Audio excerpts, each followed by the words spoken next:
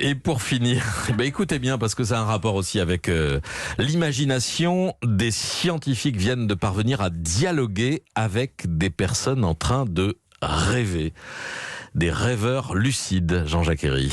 Oui, l'expérience était la suivante. Des dormeurs qui se trouvaient en phase de sommeil paradoxal et en train de rêver étaient interrogés par des chercheurs qui se trouvaient à côté d'eux. Alors comment fait-on pour poser une question à quelqu'un qui dort ? Eh bien, on va utiliser ses sens. L'ouïe, d'abord, on lui parle ou on fait du bruit.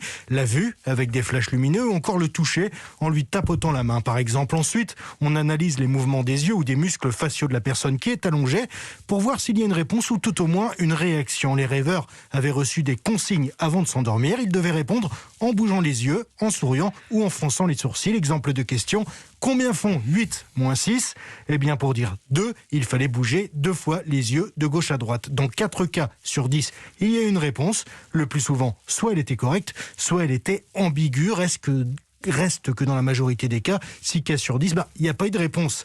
Échanger avec un rêveur reste donc quelque chose de compliqué, mais quand même, avoir réussi à prouver que c'est possible, c'est une révolution selon Delphine Audietz, chercheuse INSERM à l'Institut du cerveau et co-signataire de l'étude. Puis ça ouvre beaucoup de perspectives intéressantes sur la recherche sur le rêve en lui-même, qui est très compliqué à étudier scientifiquement. Donc, par exemple, faire une tâche de créativité, un problème à résoudre à l'éveil sur lequel les gens butent et leur demander de refaire la même chose en rêve pour voir si le rêve a un pouvoir créateur supérieur.